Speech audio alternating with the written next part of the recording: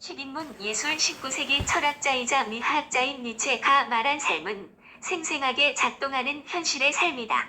그는 인간의 삶이 무엇으로 설명될 수 있는가라는 근본적인 물음을 던지고 철학, 윤리, 종교 등은 삶을 설명하지 못한다고 말했다. 그에 따르면 철학은 진리를 내세워 개념의 껍질에 인간을 가두어버리고 윤리는 당위를 통해 마치 모든 문제가 해결될 것처럼 현실의 삶을 포장하며 종교는 인간이 현실의 문제를 회피하고 현실 너머의 문제에 집착하게 한다. 그는 이러한 비판적 의식을 바탕으로 오직 미학, 즉 예술을 통해서만 인간의 삶이 정당화될 수 있다고 말한다. 이것이 니체 초기 미학의 핵심 주제인 예술가 형이상학이다.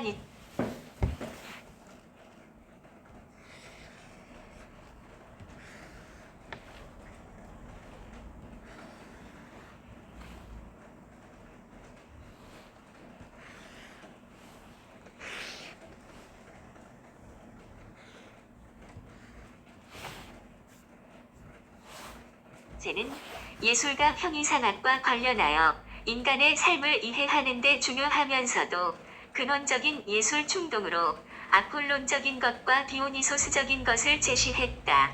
기역 아폴론적 예술 충동은 질서의 원리를 상징하는 것으로 형상과 형태를 만들고 기준이나 틀을 규정하고 인식하는 것이다. 이 충동에 의해 인간은 하나의 개체를 다른 개체와 구별되게 만들어주는 개별화의 원리를 사용하여 구분 가능하고 산정 가능하며 인식 가능한 조형 세계를 만들어낸다.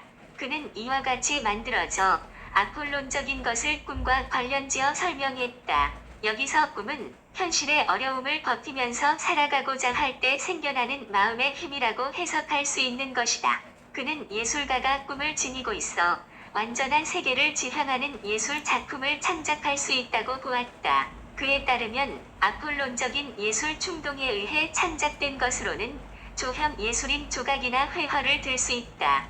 니은 디오니소스적 예술 충동은 무질서를 상징하는 것으로 인간 안에서 무매개적으로 솟구치며 어떤 형태나 경계를 만들지 않고 모든 것과 하나가 되는 일체감을 지향하는 것이다. 니체는 디오니소스적인 것을 도취와 관련지어 설명했다. 도취는 구별을 없애고 다양한 개체를 하나로 융합시키는 것을 의미한다. 디오니소스적 예술 충동에 의해 인간은 세계의 근원적 모습과 일체감을 느끼게 된다. 이와 같은 도취는 개별화의 원리를 붕괴시킨다.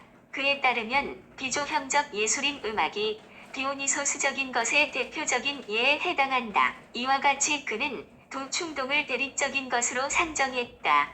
그러나 그는 도충동이 지속적인 상호작용을 하는 것에도 주목해 아폴론적인 것이 없이는 디오니소스적인 것이 성립될 수 없고 디오니소스적인 것 없이는 아폴론적인 것도 성립할 수 없다고 보았다.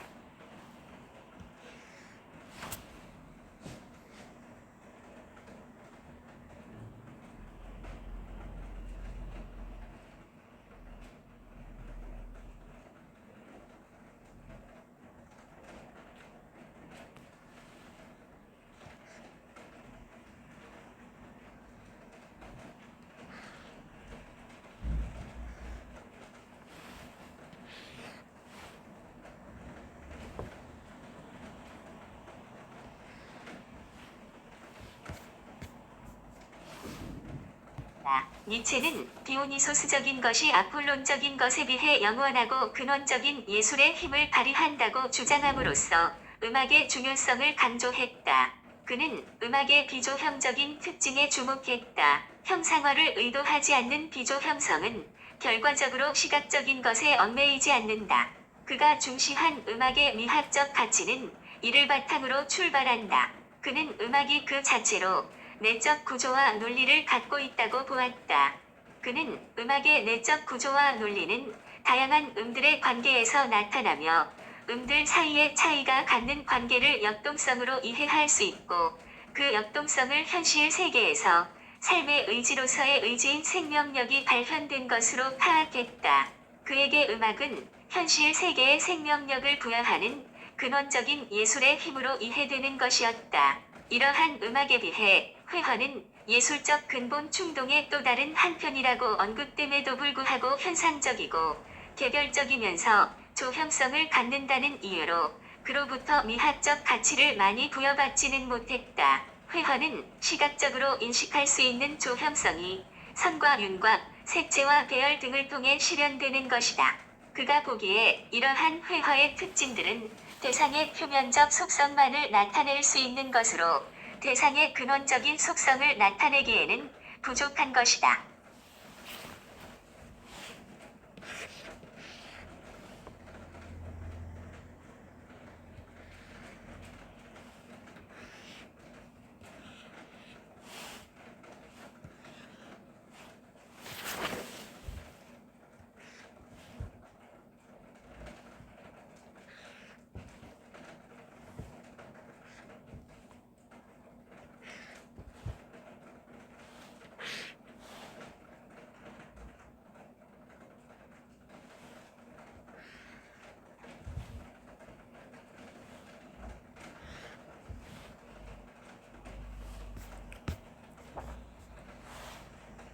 공 1에서 공 5 다음 글을 읽고 물음에 답하시오. 096 EBS 수능 특강 국어 영역 독서. 니체는 예술이 발전하기 위해서는 두 가지 예술 충동의 대립적 속성이 서로 보완되어야 한다고 보았다. 아폴론적 예술 충동은 개별화의 원리에 충실하여 개체 세계, 즉 인간 개인의 삶을 정당화한다. 그리고 아폴론적 예술 충동에 의한 꿈의 세계를 통해 아름다운 환상을 경험함으로써 인간 개인이 삶에서 겪는 고통을 이겨낼 수 있다. 아폴론적 예술 충동을 통한 척도와 비율의 존재, 즉 조형적인 힘은 인간의 고통스러운 삶의 현실을 아름답게 만들기 때문이다. 반면에 디오니소스적 예술 충동은 개별화의 원리를 파괴함으로써 인간 개인의 삶을 구원하는 기능을 한다. 개별화의 원리가 깨질 때 인간은 공포감과 화몰감을 동시에 경험하게 되고 그 경험에 도취된 상태에 있기 때문에 고통으로부터 벗어날 수 있다. 니체는 두 가지 예술 충동이 변증법적으로 합쳐진 예술 장르를 비극으로 보았다. 비극에서 배우가 느끼는 디오니소스적 경험은 아폴론적 환상인 객관화된 장면으로 나타나고 관객은 배우의 모습을 자신과 동일시한다. 그에 따르면 비극은 두 대립적인 예술 충동이 통일된 상태, 즉 디오니소스적 도취감 안에서 아폴론적 형상이 표현된 것이다. 니체